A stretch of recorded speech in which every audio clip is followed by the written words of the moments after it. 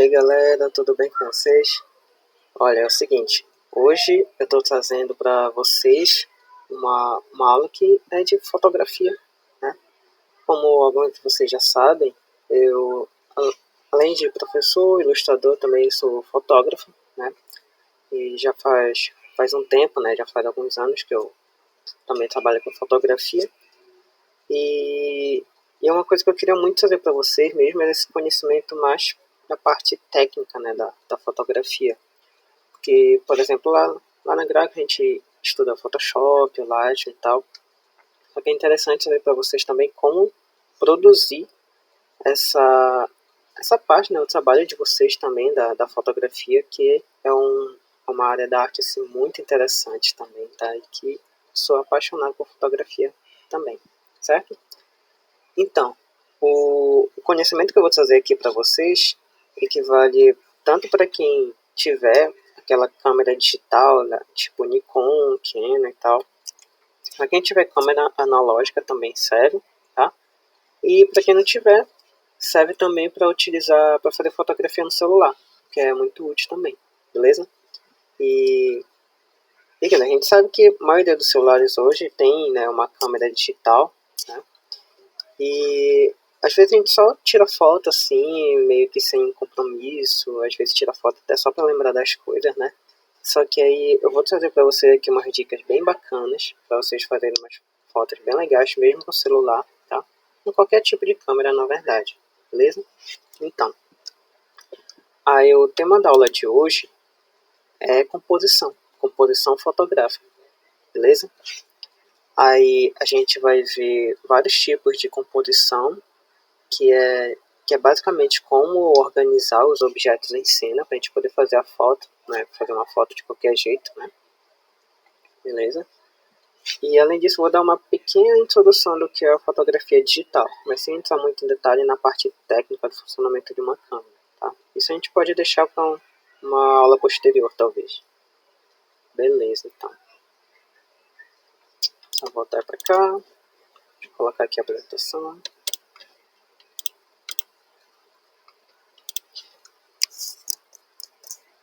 Ok, galera. Então, começando com uma pequena introdução, né, do que é a fotografia digital, beleza? Então, o que seria a fotografia digital? Pegando pelo nome ali da palavra fotografia, a gente tem que a origem da palavra foto quer dizer luz e grafia quer dizer escrita. Então, literalmente, fotografia seria a escrita da luz, que é basicamente pegar a tradução da luz, né, que é a imagem, e passar para alguma mídia física, né, que era o início ali da fotografia, uma mídia física que era um papel fotográfico, tá? Apesar de que hoje a gente já não utiliza tanto nessa parte física da fotografia, a gente usa muito no digital, ok? Aí por isso que vem a parte da palavra que é digital, de fotografia digital, que a gente vai utilizar os arquivos digitais para fazer essa representação da luz, tá? Os arquivos digitais que são aí os bitmaps que a gente tem, né? A gente sempre utiliza, beleza? Aí aqui tem alguns exemplos de máquinas fotográficas. Tem aqui essa Sony, que é uma máquina compacta, tá? Inclusive, agora que eu vi que a lente dela é da Zeiss, acho que dá pra ver por aqui, né? Que essa é uma produtora de lentes muito boas, tá? E faz lente até para aparelhos microscópicos e tal. Aparelhos de microscópio que são utilizados no laboratório. Então é uma marca muito boa de lente. A gente tem a câmera de celular, que também é uma câmera compacta, ok? Independente do celular, é muito boa, né? Depende da resolução também do sensor de cada câmera. Tem aqui dois exemplos de câmeras DSLR, que eu já vou explicar direitinho o que é, mas são as câmeras mais profissionais. Tem essa aqui, a Nikon D7100, tá? Que é uma câmera semi-profissional. E tem a Nikon D4, que essa é uma câmera bem profissional, tá? Essas duas são muito utilizadas profissionalmente, certo? Só que aí, essa segunda aqui, ela acaba tendo assim, mais funções do que essa outra. Tá? Então, quando a gente fala de profissional, realmente são essas aqui. A gente vê até que elas são maiores, tem uma parte maior aqui embaixo. Okay? E essa aqui, ela também tem bastante funções, né? Bem diferente de uma câmera de celular, por exemplo. Mas é também considerada como semi-profissional. Ok? Beleza, galera. Tá. Aí, lembrando, qualquer dúvida, vocês podem colocar aí nos comentários, que em um outro momento eu vou responder. Tudo bem? Beleza. Então, só mostrando aqui rapidão, né, como é o funcionamento básico de uma DSLR, tá? Aqui. O que significa uma câmera DSLR? Elas são basicamente aquelas câmeras maiores, né, como essa que eu mostrei da Nikon, tem da Canon, ok? Que são as duas maiores produtoras, né, de câmeras fotográficas. Essas duas são as melhores também. E a sigla DSLR, ela significa Digital Single Lens Reflex. Em português quer dizer câmera reflex monoobjetiva digital. Aí o que isso quer dizer? Isso aqui ele mostra como é uma câmera dessa, né, por dentro, e o que justifica o nome também. Primeiro, digital porque ela vai gerar um arquivo digital. Single lens, que quer dizer que ela vai utilizar apenas uma única lente, ok? Sendo que essa lente aqui, na câmera a gente pode trocar também, né? Na maioria dessas câmeras profissionais, sem profissionais a gente pode trocar a lente. E reflex porque ela vai ter um espelho, tá? Então como é que vai funcionar? Aqui a gente tem a câmera de lado, tem a parte aqui da lente, tá? Esse pedaço, e aqui é o corpo da câmera, tá bem? Aí essa seta amarela indica como vai ser o caminho da luz quando entrar aqui na lente, tá? Ela funciona aqui de uma forma bem parecida com o olho humano. A luz, ela vai ser captada aqui pela lente, vai entrar também, vai passar pelo diafragma, que é um artifício que controla a entrada de luz, e vai passar por várias lentes diferentes, tá? Que essas lentes elas vão corrigir a luz, convergindo os raios luminosos e tal, para que essa luz ela chegue até essa parte aqui que é o espelho, tá bem? Aí a luz bate aqui, reflete no espelho, vai para um elemento que se chama prisma, tá? Que ele é transparente, mas ele também reflete a luz dentro dele. Aí a luz ela faz esse caminho. Ela bate aqui, aí vem para dentro do prisma, ela dá uma volta rebatendo e sai pelo viewfinder, que é aquela abertura onde a gente coloca o olho na câmera para enxergar como é que está a imagem, tá bem? Aí para que serve esse prisma? Aqui, como a luz ela rebate no espelho, para poder fazer esse caminho, ela acaba sendo invertida. Aí ele coloca um prisma bem aqui, para ela rebater e ela inverter de novo, ou seja, aparecer da forma normal que ela estava antes, ok? Beleza. Aí é o seguinte, aí enquanto esse espelho está abaixado desse jeito, a gente consegue enxergar a imagem através desse buraquinho. Aí quando a gente vai apertar o botão de fato para tirar a foto, aí o que acontece? A gente não consegue mais enxergar o que está aqui, naquele momento que a gente dispara. Mas é porque esse espelho, na hora do disparo, ele levanta, então bloqueia a passagem de luz para esse pedaço aqui, aí a luz vai diretamente para o sensor, tá bem? Aí aqui no sensor, na frente dele tem uma cortina chamada shutter, tá? Aí essa cortina se abre, aí a luz pega no sensor, aí esse sensor que vai traduzir a luz em pixels e vai gerar a imagem pra gente, tá? Aí as câmeras compactas que não tem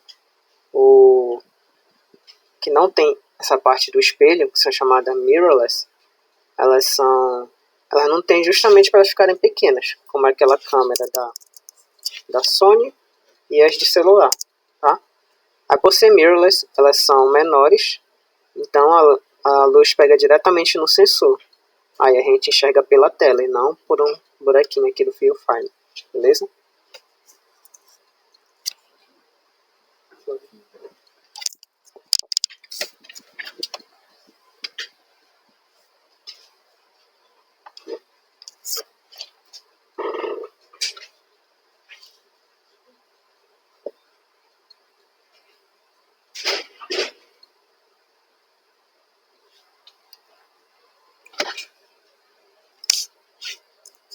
Beleza.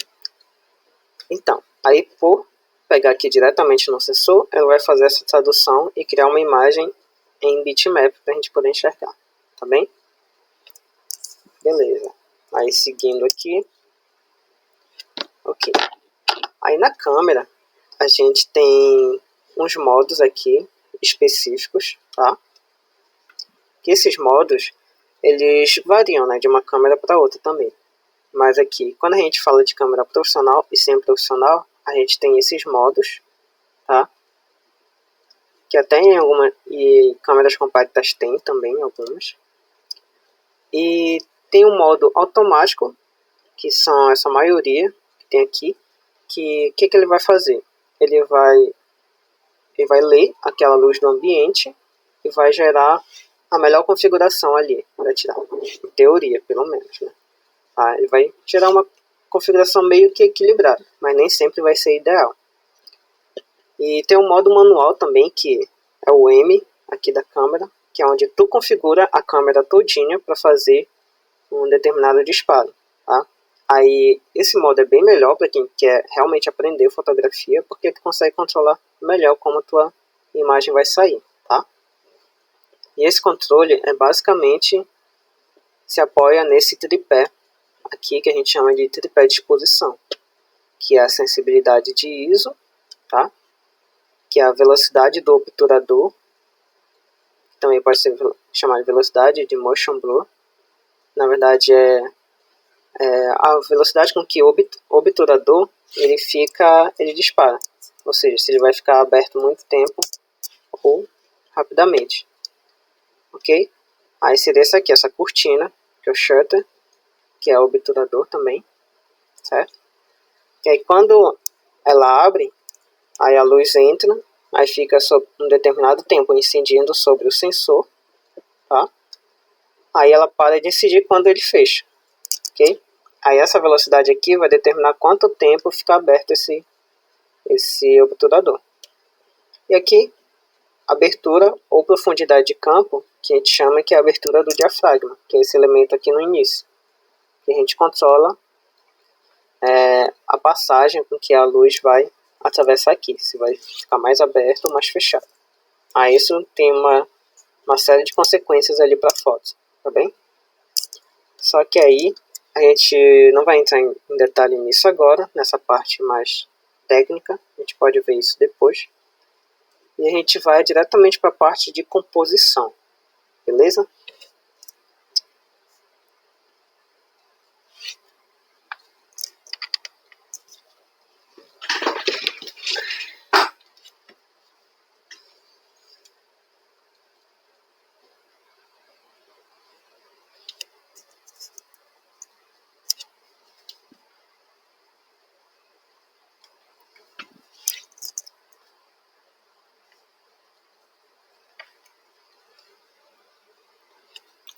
Beleza.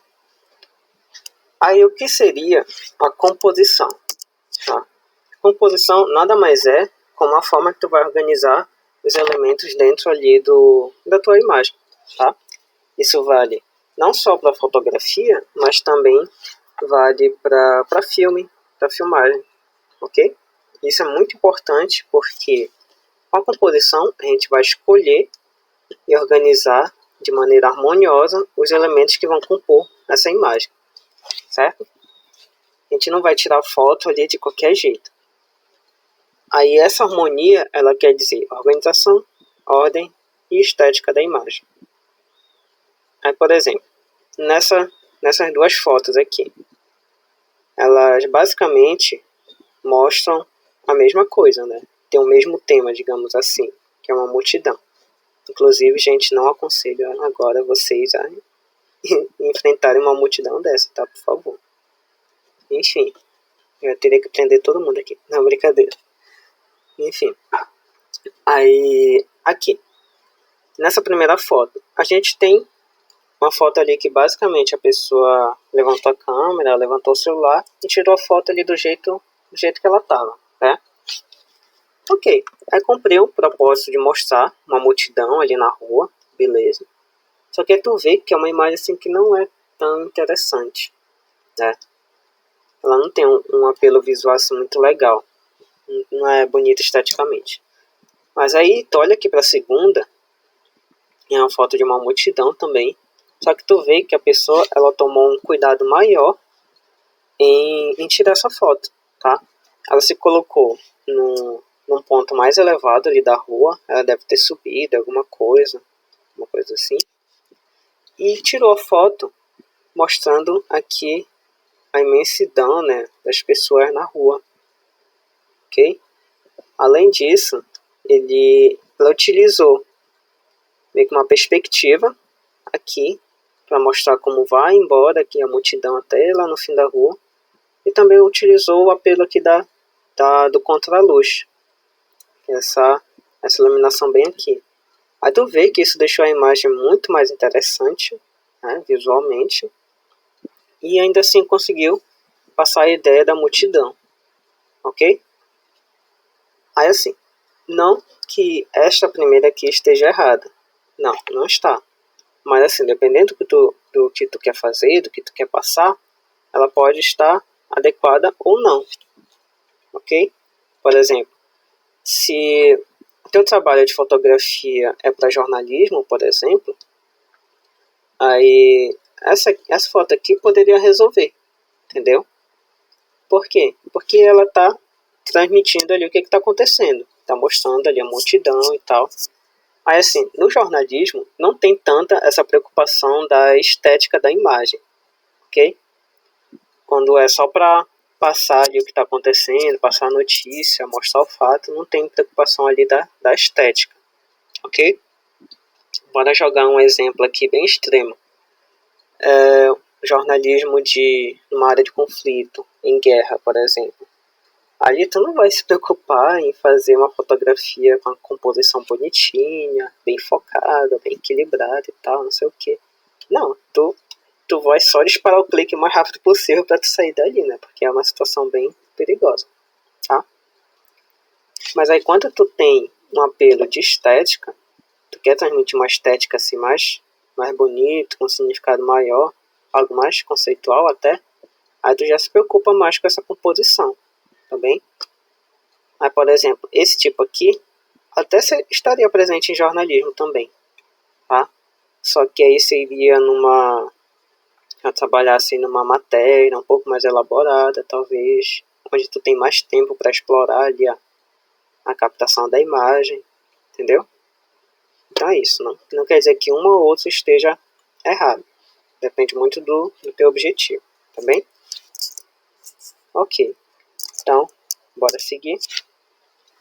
A gente tem, então, uma regra que é a principal, digamos assim, de composição, que é a regra dos terços, tá? E ela vai utilizar um equilíbrio aqui para fazer esse preenchimento da imagem. Aí como é que funciona a regra dos terços? É basicamente a gente pegar a imagem, o quadro dela, né, que geralmente é retangular, e dividir em 3 terços, tá? Na horizontal e na vertical. Aí o que seria? 3 terços são 3 partes iguais. Aí tem aqui, ó, 1, 2, 3, né? 3 partes iguais na vertical. E também tem na horizontal. 1, 2, 3. Certo? Beleza. Aí funciona também para a imagem na vertical, né? Na posição de retrato, a gente fala. Ok. E eu não sei se vocês já até possam ter visto esse tipo de grade em celular, que é muito comum também. Ter esse tipo de grade em celular. A gente vai fazer a foto e aparecem essas linhas. Tá? Aí por que elas são utilizadas? A regra dos terços determina que o teu objeto principal ele deve estar posicionado em alguma dessas linhas, tá bem? Em algum desses pontos. Aí isso traz mais equilíbrio para a tua imagem e uma distribuição melhor dos elementos nela, ok? Aí aqui vai alguns exemplos. Olha, composição dessa imagem aqui, tá? Ela segue a regra dos terços. Por quê? Quando tu vai colocar a grade em cima, tu vê que o objeto ali para onde tu quer direcionar o foco, que é a montanha, né? A montanha aqui no fundo, ela vai estar na direção mais ou menos ali de uma dessas linhas, tá bem? Tá? Aí não precisa ser exatamente em cima do ponto, mas utilizar a linha ali com referência fica muito bom, tá? Beleza. Vou botar outros exemplos aqui. Olha, aí tem aqui da abelha. Aí a abelha, ela tá, a maior parte do corpo dela tá no meio, né, praticamente. Só que aí o objeto principal, que é o olho, tá aqui mais perto do ponto, o ponto de um dos terços, bem aqui. Entendeu? Aí isso gera um equilíbrio melhor, porque principalmente quando a gente vai pegar uma foto assim de animal, de pessoas, o que atrai logo a nossa visão de início é o olhar, é onde é que vai estar o olho, tá bem? Isso já é bem instintivo nosso, do ser humano. Então, a gente coloca o ponto principal como posicionado aqui em um dos terços, um dos eixos, certo? Aí aqui outro exemplo aqui da garotinha também. Olha, ela toda está posicionada aqui próximo a uma linha dos terços, certo? Linha dos terços. O cara aqui também está próximo, o cara da bicicleta. E aqui o lobo, tá certo? Beleza, então. Aí, uma outra aplicação desse mesmo tipo de composição é a questão da gente equilibrar a quantidade de conteúdo quando a gente fala assim de paisagem, tá? Por exemplo, a gente pode utilizar não só a questão das linhas, o direcionamento das linhas aqui na imagem, mas também o preenchimento delas. Por exemplo, essa imagem aqui da estrada. A gente tem a parte da estrada ocupando 2 terços da imagem. Olha, tem um terço aqui e um terço aqui no meio, certo? Aí deixa um terço aqui para as montanhas e para o céu, ok? A mesma coisa dessas outras imagens aqui. Olha, aqui já é um pouco diferente. A gente tem o chão ocupando um terço da imagem e o horizonte e o céu ocupando 2 terços. Tá bem? Aí essa terceira, a gente tem aqui a praia ocupando mais ou menos 2 terços da imagem, tá? Um aqui, outro aqui embaixo. O céu ocupando um terço. O céu e as árvores também, né? Ocupando um terço. E além disso, a gente ainda tem essa raiz aqui, acho que é uma raiz. Essa raiz, ela está na direção de um desses pontos. Esses pontos aqui de divisão, um desses eixos. Tá bem? E então aqui ela consegue deixar uma imagem bem equilibrada, tá? Aí isso se aplica para a maioria das fotos que tu tem assim de paisagem, tá? Imagina que tu vai fazer uma foto lá numa praia e tal, aí pra ter um equilíbrio assim bem legal, aí tu pode fazer essa divisão. Um terço ali pra praia e pro mar, por exemplo, e 2 terços pro céu. Ou então um terço pro céu e 2 terços pra praia e pro mar, ok? Aí é uma regra bem simples, que é a fácil de seguir.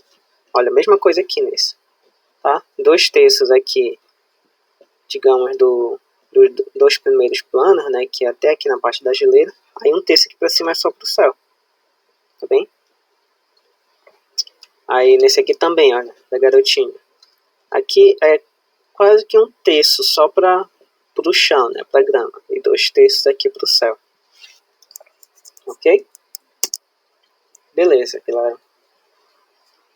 Bora avançar então.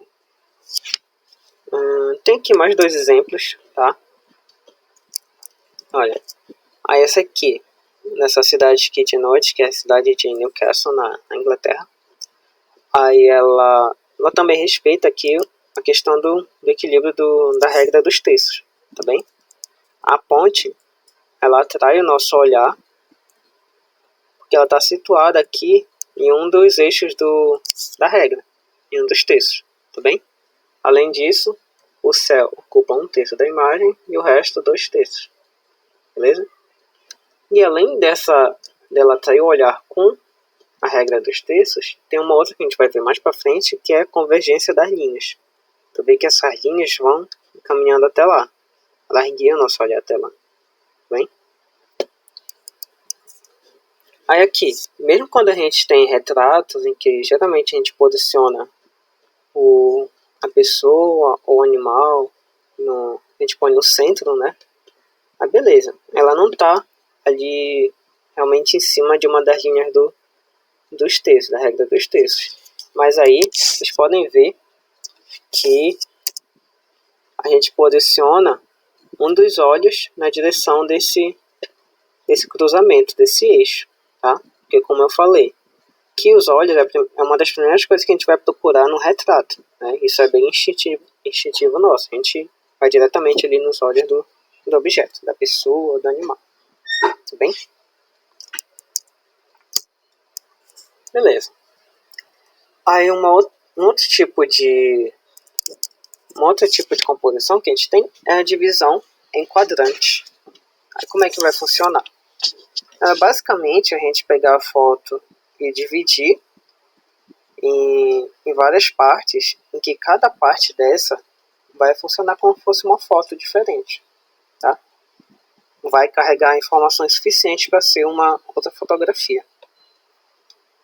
Aí, como diz aqui, os elementos têm a mesma importância na foto, sem hierarquias, mas estão separados de alguma forma. Aí essa separação pode ser uma barreira existente ali mesmo, uma barreira física, ou às vezes é só um espaço vazio mesmo entre eles. Esse tipo de divisão é muito utilizado em cinema, vou mostrar algumas cenas aqui. E como eu disse, as imagens funcionam por si só. Ou seja, cada pedaço aqui da fotografia é como se fosse uma foto diferente. E ela já tem um peso, ela já funciona por si só. Tá bem? Aí essa divisão pode ser no meio, na vertical, no meio aqui na horizontal, pode ser em quatro também. Tá? É um tipo de composição, às vezes, até meio difícil de tu fazer, porque tu ali tem que posicionar, na verdade, duas partes da foto, né? Dois objetos, duas imagens na mesma foto. Aí, às vezes, é um pouco mais difícil. E imagina nesse aqui, tá? Que são 4 pedaços, aí tem que posicionar 4 coisas diferentes na mesma foto. Mas, bora ver os exemplos.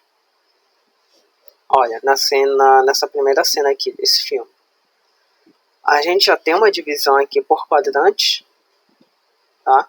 A gente tem basicamente 1, 2, 3, 4, 5. Tem 5 partes aqui na mesma foto, ok? Sendo que o que mais está importando aqui são esses 3 do meio. Esse aqui, tá? Olha lá. Aí essas são as divisões principais do quadrante. Aí a gente tem uma parte aqui, que é do cara que vai ser interrogado, eu acho. Aí tem aqui o cara que vai ser um delegado, uma coisa assim, tá? E tem o outro que é para compor mesmo a história, compor o cenário. Então, cada parte dessa aqui funciona como uma foto diferente, tá? Mesmo se tu tirar um pedaço da foto, a outra vai funcionar de forma independente, beleza? Aí esse que configura a composição em quadrantes. Esse outro exemplo aqui, do filme Curtindo a Vida Doidado, é um enquadramento que é uma cena muito famosa, né, na história do cinema, porque além do filme ser muito popular, aí ele tem essa questão da fotografia, que é muito bem trabalhada, né? Eles estão aqui numa galeria de arte, e são 4 quadros para 4 pessoas diferentes, todos eles na mesma posição, só que mesmo assim, cada um ocupando o seu espaço, ok? Aí se for pegar as fotos ali isoladamente, cada uma funciona bem, independente da outra, ok? É como eu falei, é um tipo de composição meio difícil, né, de fazer, porque tu precisa que todos os elementos estejam ali bem organizados, né, cada um no seu espaço, tá? Se tu vai fazer de uma forma ensaiada, como foi aqui no filme, aí é tranquilo, tá? Mas aí se for uma forma natural, fazer fotografia na rua, por exemplo, aí já é algo mais difícil. Ok. Aí a gente tem aqui mais um exemplo dessa paisagem, tá? Aí olha lá. Mesma coisa. A gente tem divisão aqui no quadrante de cima, na metade de cima, que são os pássaros, tá? Na parte de baixo, que são aqui da paisagem em si, das flores, da casa, das montanhas. Entendeu? Aí cada uma delas funciona, cada uma delas tem um peso, né? Funciona independentemente. E essa aqui também. A gente tem essa divisão aqui quase no meio, tá? E aí a gente vê que atrai a atenção aqui para a parte que está mais clara, né? Configurando uma foto independente. E aqui a parte da pessoa também, certo? Que esse é uma outra coisa nossa do ser humano. Quando a gente vai ver uma fotografia, se tiver pessoa, a gente também é atraído a olhar diretamente ali para a pessoa, tá? Também é algo do instintivo nosso. Beleza, galera. Continuando aqui, a gente tem mais alguns exemplos, tá? Tem essa primeira foto. Essa primeira foto é minha também, eu gosto bastante dela, porque eu consegui fazer essa divisão, né, dos quadrantes. E foi feito na rua, né, então achei bem legal, né, porque eu consegui fazer essa divisão sem precisar falar pra ninguém, ficar ali na pose certa. Enfim. Aí aqui a gente tem a divisão dos guardas de um lado, os guardas reais e o guarda de rua do outro, tá? É interessante porque as fotos conversam entre si, né? Não só por estar no mesmo espaço, mas também por ser dois tipos de guarda diferentes, né? Aí tem um contraste aqui mais conceitual. Por quê? Tem os guardas reais, que estão com uma roupa aqui tradicional, e tem o guarda de rua com uma roupa mais moderna, tá? Aí eles aqui, roupa colorida, aqui, roupa escura, sem cor, também. E eles aqui, só que eles estão na mesma postura, né? Estão ali com uma postura reta e tal, em serviço. Aí acaba gerando esse contraste bem conceitual entre eles, tá? Aí dá um significado a mais ali pra foto. E fica bem legal também. E a questão da posição, né? Esses virados aqui pra frente e esse aqui de perfil. Ok. Aí tem esse outro caso, tá? Também é uma composição aqui de divisão em duas partes. A primeira parte, essa aqui com a estátua e tal. Que a estátua ela pega toda a atenção nessa parte aqui da foto. E a parte de baixo, que são essas duas mulheres tirando selfie, tá bem? Aí tu vê, aqui a gente tem um bom equilíbrio, né, entre as duas imagens, porque na parte de cima é a estátua que pega a atenção todinha, e na parte de baixo são as duas mulheres. Então a gente consegue equilibrar bastante aqui a foto. Tu vê que elas estão numa posição aqui de destaque, né? Aqui perto dela não tem nada assim que chama muita atenção, né, digamos assim. Então a atenção vai ser toda voltada para ela, ok? Aí esse aqui de baixo é uma divisão em 4, tá? Que é algo bem difícil também. Mas é aquilo, se tu tem um lugar para refletir, né, como o lago acaba ficando um pouco mais fácil, né, porque ele acaba duplicando a imagem para baixo. Aqui mesmo assim, tu consegue dividir aqui a imagem em 4 fotos diferentes, ok? Ali dá uma cara assim, bem interessante para a foto, até mesmo em quesito de grafismo. E grafismo nada mais é do que a gente explorar essas formas, né? Explorar o desenho da foto em si. E aqui, como a gente tem silhueta, isso aqui é muito comum quando a gente vai fazer grafismo, que é utilizar silhuetas para para dar ênfase à forma ali dos objetos que a gente está colocando em cena, tá bem? Beleza. E a gente tem um outro tipo de composição, que é a composição por luz e sombra, tá? Essa aqui é muito comum, muito utilizada, né? Tanto em fotografia quanto nos filmes também. Que ela é basicamente utilizar o contraste entre a luz e a sombra, tá? Mostrar aquilo que é iluminado e aquilo que também está na escuridão. Aí como é que acontece?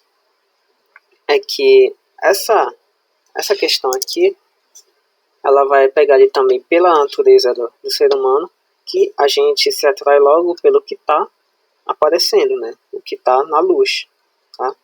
Como exemplo aqui da foto aqui das crianças, a gente visualiza logo o que está aqui iluminado, que são elas, tá bem? Mas, além disso, como a gente não enxerga aquela parte que está no escuro, isso acaba gerando uma certa curiosidade na pessoa que tá vendo, né? No observador. Então, a gente vai ter nossa atenção voltada para o que está na luz, mas vai gerar uma curiosidade pelo que está na sombra, ok? Por exemplo, na imagem aqui das crianças, de início a gente vê elas, que estão iluminadas, mas aí, como ao redor está escuro, a gente meio que tenta desbravar aqui, a gente tenta olhar se tem alguma coisa escondida ou não, vai que tem um espírito aqui atrás, não, brincadeira, né? Mas vai que tem alguma coisa aqui que a gente descobre, entendeu? Gera essa curiosidade e tudo isso contribui para que a gente passe mais tempo olhando aquela imagem, tá? Se torna mais atraente, aumenta a quantidade de conteúdo na imagem e faz a gente passar mais tempo observando ela, ok? A gente meio que mergulha mais no conceito ali da imagem. E tem essa primeira que eu não sei exatamente se é cena de algum filme, uma coisa assim, parece muito, né, cena de algum filme.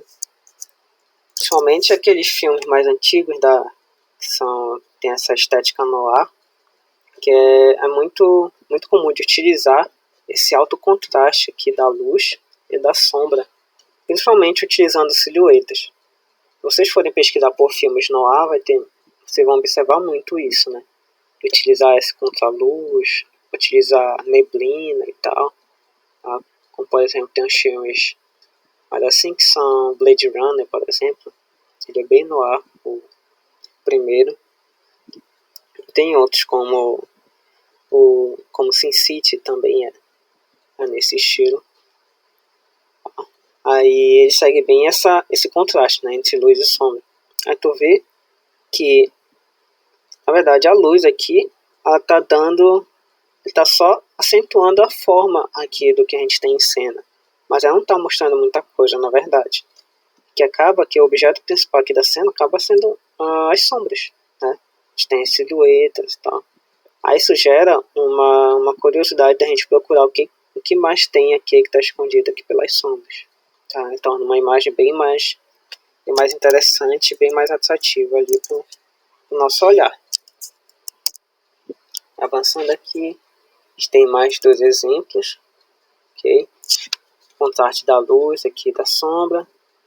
É muito legal também utilizar a luz que vem de janelas, de frestas e tal, ok? Olha, e é muito bom para fazer esse tipo de fotografia indoor, dentro de casa, agora durante esse período, né, que a gente tem que ficar em casa. Aí é interessante a gente explorar essa estética, né? Aqui fecha as cortinas, apaga a luz, né, deixa a luz do sol entrar só por uma fresta assim, faz aquela foto meio gótico, meio emo, né? E pega uma estética bem bacana. Esse tipo de luz aqui daria para fazer com a tela do computador, a tela da televisão, aí fica bem interessante, tá? E bora seguindo aqui, a gente tem um outro tipo de composição por luz e sombra, que é o backlight, que é o contraluz, tá? Aí como é que ele vai funcionar? Ele vai utilizar o recurso da luz como foi feito aqui, tá? que a gente vai posicionar um objeto indo de contra aquela luz, tá bem? Mas tu vê aqui, ó, isso é muito mais fácil de fazer em termos assim, utilizando a luz do sol, né? É muito mais fácil de fazer ou no início da manhã ou no fim da tarde, que é quando o sol está mais baixo, ok? Aí tu consegue posicionar melhor ali o teu objeto contra a luz do sol. Aí isso gera um acentuamento aqui da forma, né, da pessoa, do objeto e tal, que torna muito mais interessante, que a gente visualiza melhor como é o desenho dela, né? Tem um aspecto assim do grafismo ali mais acentuado também, tá? Que além disso, quando a gente tem esse backlight, aí muitas vezes a gente tem essa linha luminosa que fica ao redor da pessoa. Aí dá um aspecto muito bonito ali para a fotografia também, ok? E também é interessante utilizar não só a questão da silhueta, mas também, por exemplo, nessa imagem aqui tem elementos que deixam a luz vazar e que acabam sendo iluminados, né, como as saias delas, certo? Então a gente tem não só a forma dela, mas também tem esses objetos que eles ficaram iluminados, ok?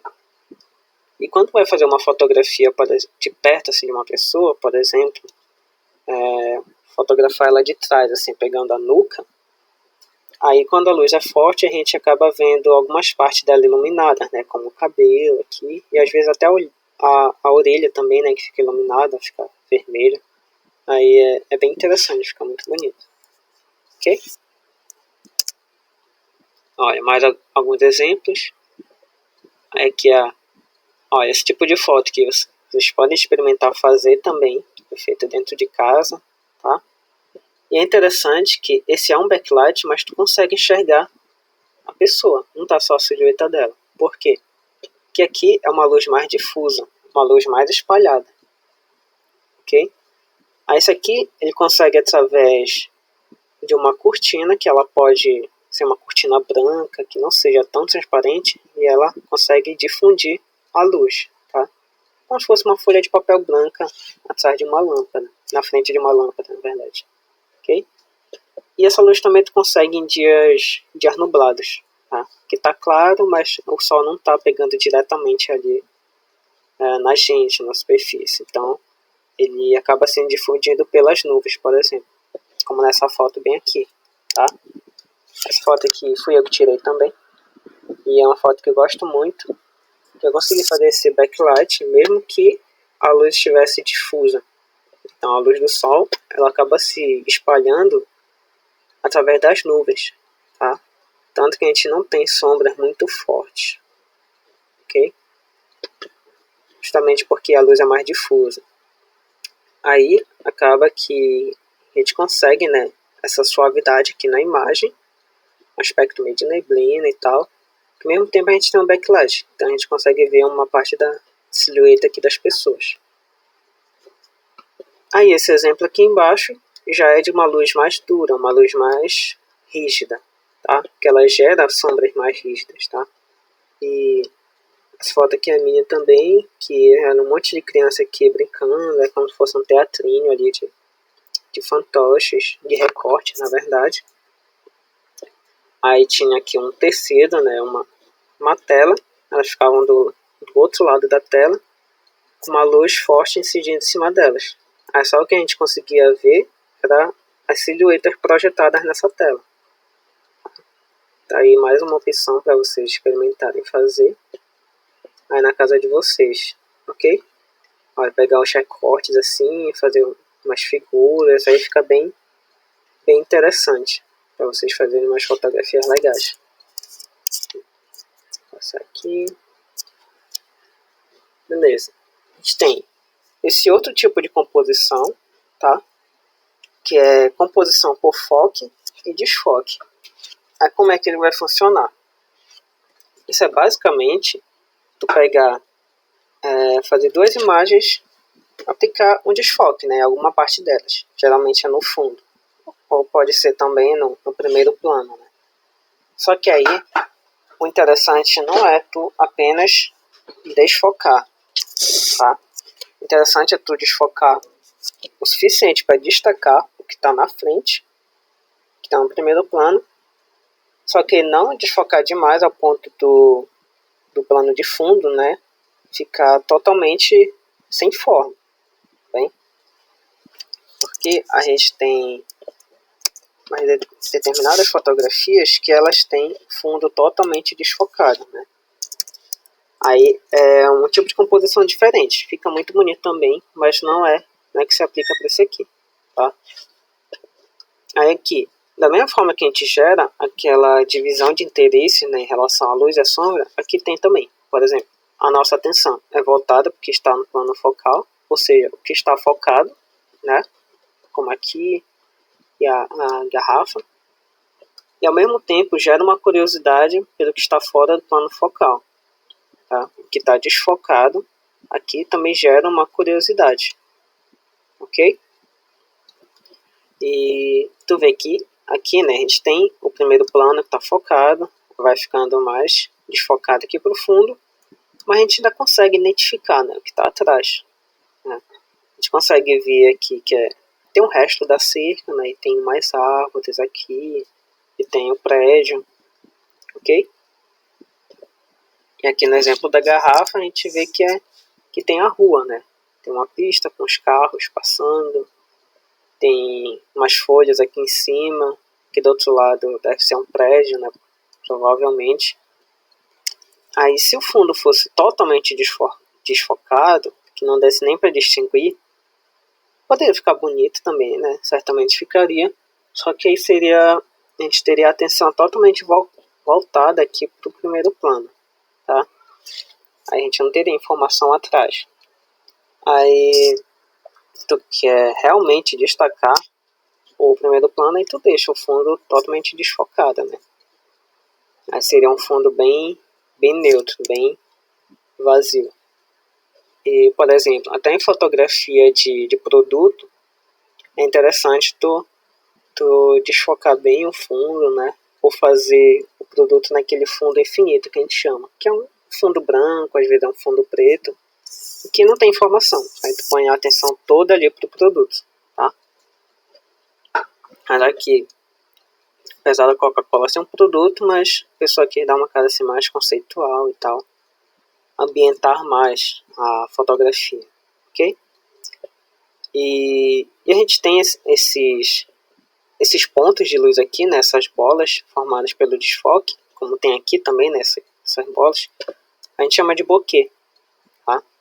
Que é o nome que dá para esse efeito causado pelo desfoque, ok? Aí tem mais alguns exemplos aqui. Olha, aí aqui está desfocado tanto nesse plano mais perto da câmera, né, quanto lá atrás. Aí o foco está aqui na menina. Aí aqui, ele puxa a tua atenção aqui para o resto do jogo de luz, né, que está mais perto da lente, por causa desse desfoque, e também pelo que está atrás. Tá bem? Aqui da folha tem a mesma coisa, que é desfocado aqui no fundo, mas a gente consegue distinguir o que é. A gente consegue ver que é a cidade, tem um rio e tal. Tá bem?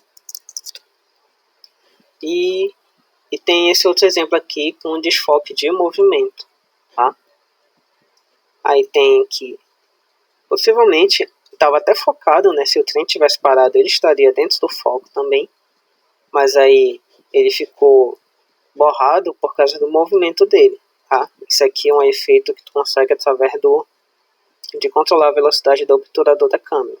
A gente consegue deixar os elementos que estão em movimento borrados.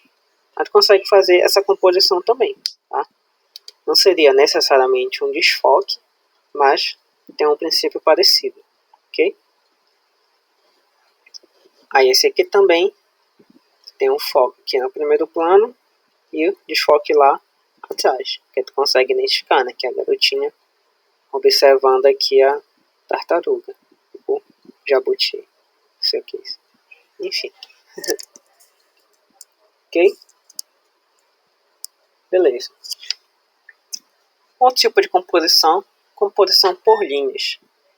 A gente tem os mais variados tipos de linhas que a gente pode utilizar para fazer a montagem da nossa foto, né? A gente tem linhas diagonais, ok? E tem as linhas horizontais, como nessa foto bem aqui. Aí elas dão um apelo mais ali pro desenho da foto também, pro grafismo, tá? E que deixa ela bem mais interessante. A gente tem essas linhas tanto as diagonais, como tem as verticais aqui, tá? Tem outras para cá. E nessa outra foto a gente tem as linhas horizontais, ok? Elas vão dar um apelo assim mais pro design ali da imagem. E aqui a gente tem outros tipos de linhas.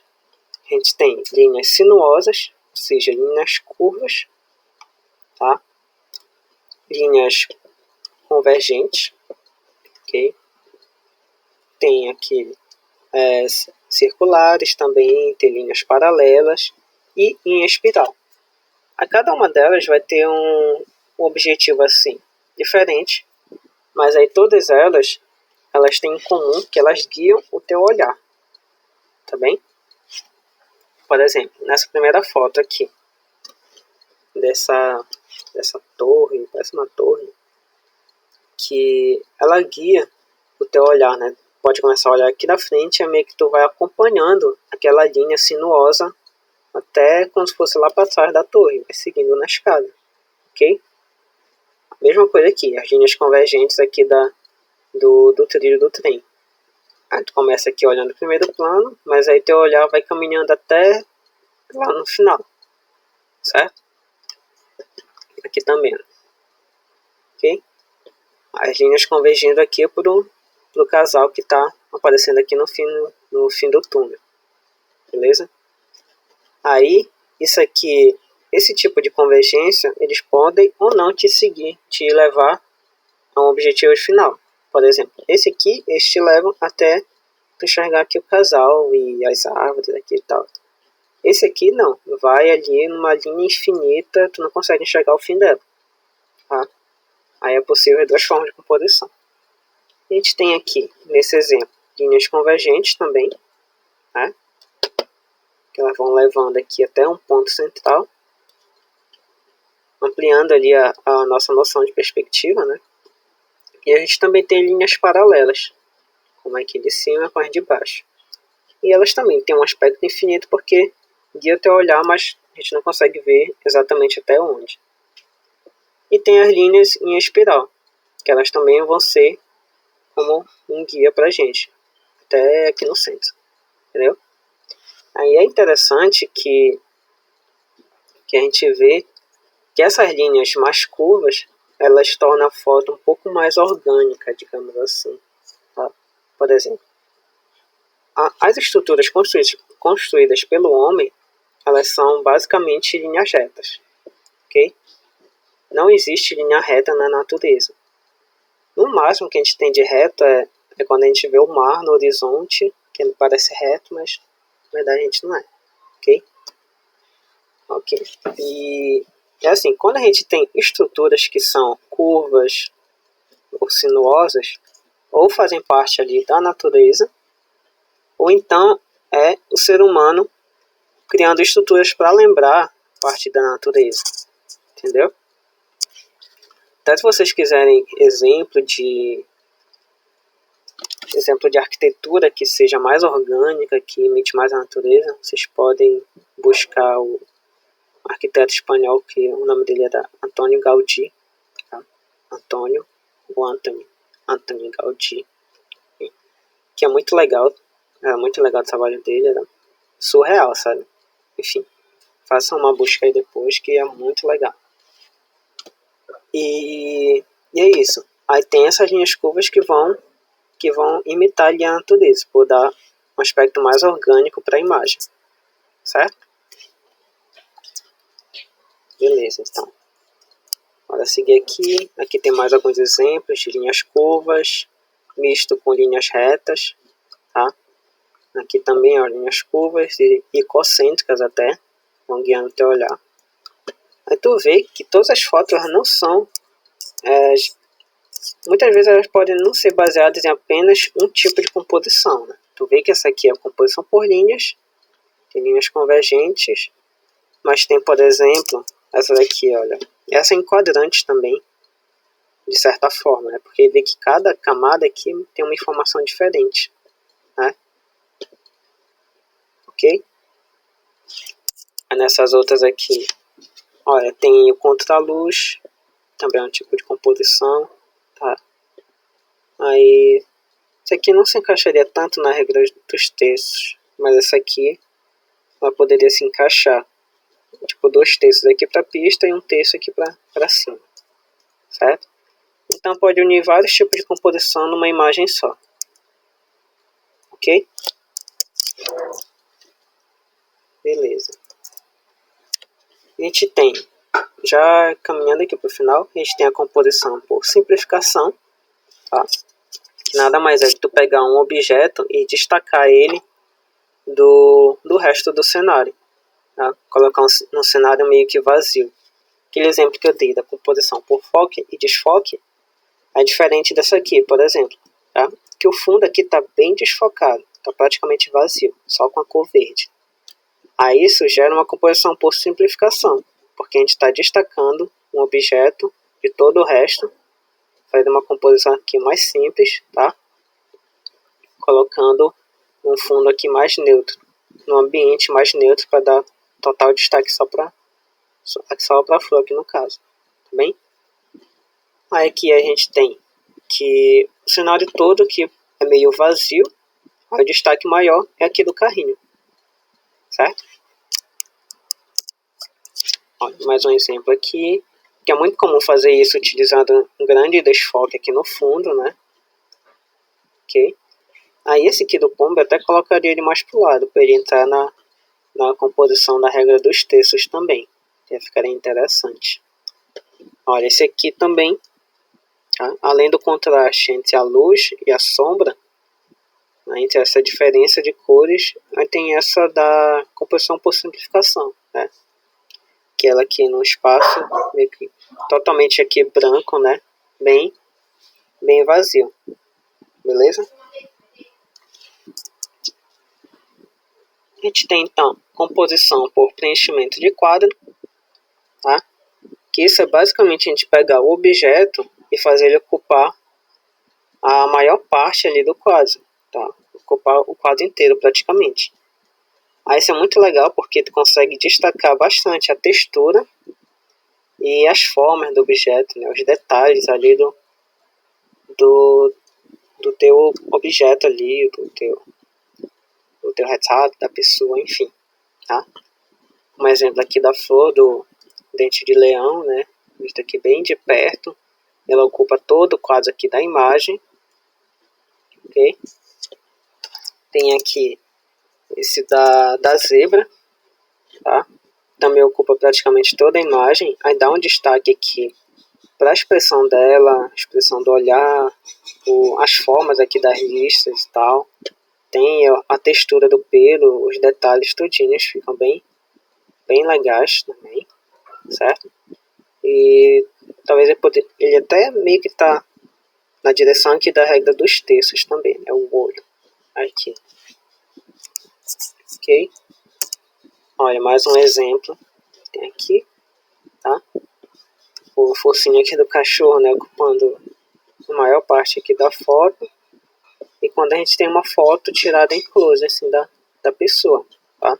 Também é muito utilizado no cinema. Que com um close, assim, desse jeito, a gente consegue visualizar ali muito bem a expressão da pessoa, ok? A gente dá mais destaque ali para a parte emotiva mesmo, da expressão dela.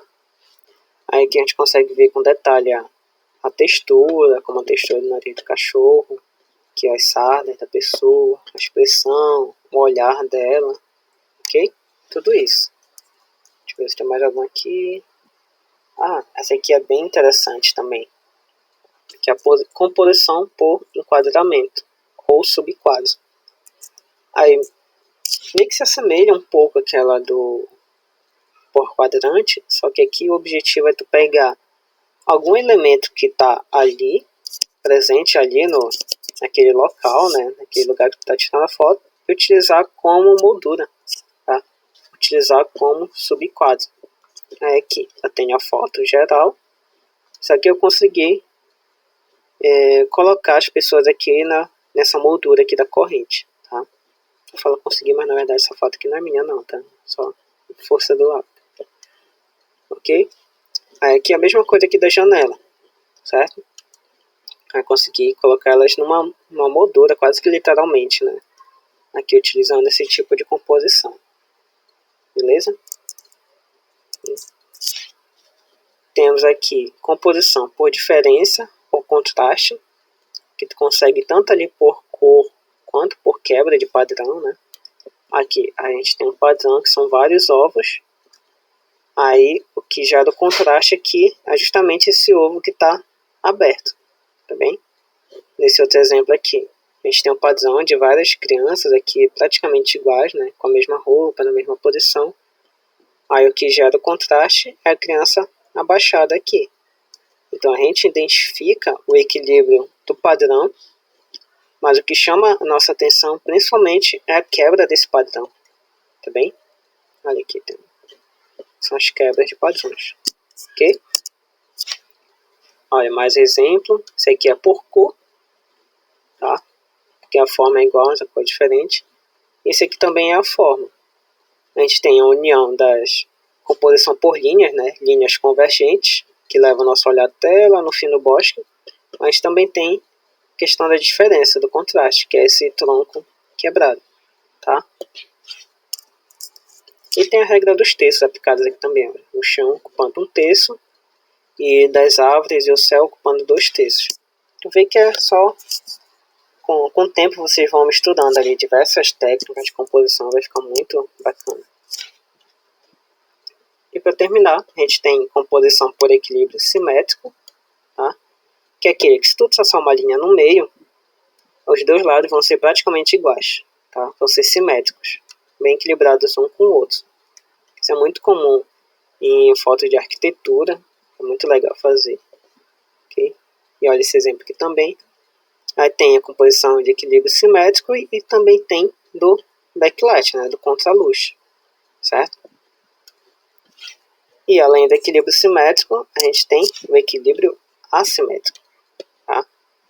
Que aqui a gente consegue equilibrar os dois lados da foto com o mesmo tema, digamos assim, né? Só que aí a gente deixa assimétrico porque a gente faz o equilíbrio tender mais para um lado do que para o outro. Aqui, por exemplo, tem mais xícaras desse lado do que desse, né? E aqui do cachorro também. Se traçar uma linha aqui no meio, fica praticamente igual. Só que é diferente, a orelha aqui esquerda fica levantada, o que mostra ali o equilíbrio assimétrico. Tá bem? Deixa eu ver se tem mais alguma coisa. Não. Tá. Então é isso, galera. Ok? É isso que eu queria mostrar para vocês hoje, tá? Sobre composição. Beleza? Aí, eu sei que isso é mais interessante, né? A gente fazer as aulas ao vivo e tal, só que aí ultimamente minha internet anda meio ruim, então fica meio complicado fazer aula ao vivo, ia ficar travando muito, aí vocês seriam prejudicados. Então, aí, espero que vocês tenham gostado dessa aula de fotografia, tá? Quero que vocês revisem, né? Assistam essa aula novamente, sempre que puderem, vão anotando as dicas e tal. E queria muito que vocês tentassem fazer na casa de vocês, tá? Façam fotografias aí com celular, façam algumas fotos para cada tipo de composição dessa aqui. Usem os bichos de vocês como modelos, tá? Tá? Irmão mais novo, se vocês tiverem.